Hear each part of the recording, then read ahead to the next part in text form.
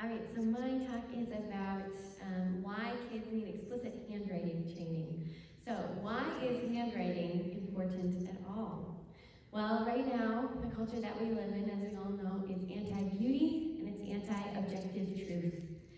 So by teaching first and second graders to form their letters correctly, we are teaching them to be warriors for Christ, to rebel against this culture that is anti-truth, and to teach them there is a way to form letters correctly.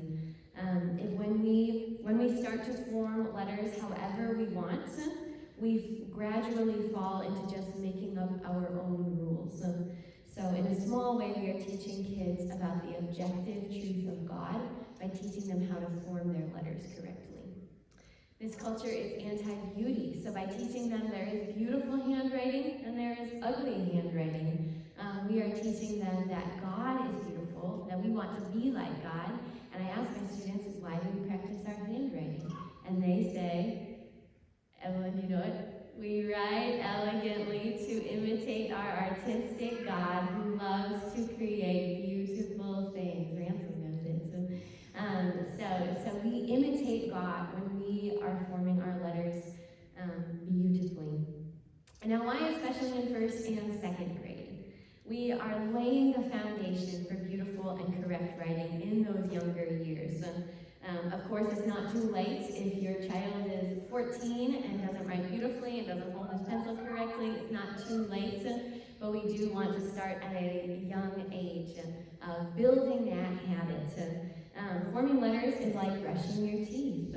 We need to form the habit of brushing our teeth regularly, because if we do not, well, people are going to see the effects of that later, and it's not going to be pretty. And the same thing with handwriting. If we're continuing to form the habit of sloppy handwriting and not forming the letters correctly, then people are going to see the terrible effects of that too. All right, but who cares about pencil position? Why not putting 2 fingers on the top? Why not putting 3 fingers? Why not just holding it like this, right? So another way that we are rebelling against the lies of this culture is by teaching them there is a correct way to hold your pencil. There is an incorrect way to hold your pencil. Now I talk about this a lot with my students, and we even have a little song to help them to remember. And holding your pencil is a way to rebel against this anti-truth culture. But pencil position also strengthens your hand muscles. So by teaching them to hold their pencil correctly, we're even strengthening the tiny little muscles in their hands. So we want to strengthen them, their whole bodies, their whole persons. We want to start even with their hands in holding their pencils correctly. This also helps you to move and control the pencil better, and it helps to make your writing more efficient.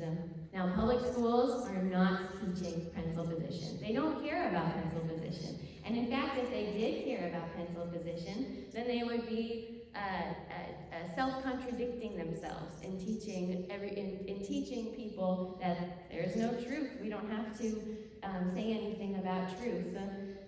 And so if they were to start telling you that you're holding your pencil wrong, they have no grounds to say that. So public schools are not teaching pencil position, but that's a way to make them warriors for Christ. All right, so how can you help your child at home with handwriting? The best way is to model it. If you don't hold your pencil correctly now, it is not too late. You can form the habit of holding your pencil and working on that. And that's a great way to model that to your kids and say, hey, yeah, I actually don't hold my pencil correctly either, but let's work on this together.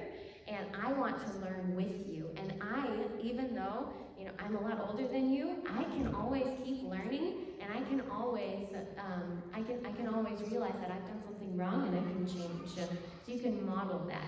When you see something beautiful, point it out and say, yes, that's beautiful. No, that's not beautiful. And show them what is beautiful and what is not, so that they realize, wow, my parents really care about beauty. That's a good thing to care about, and I want to care about beauty too.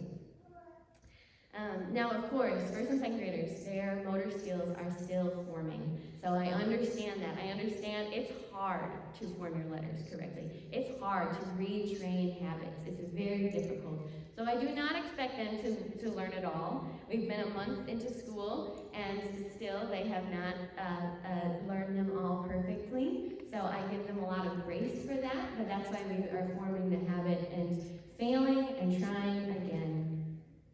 So lastly, you can spend just 5 minutes with your child forming letters, practicing forming them correctly and beautifully. You can create fun things to do by writing with chalk.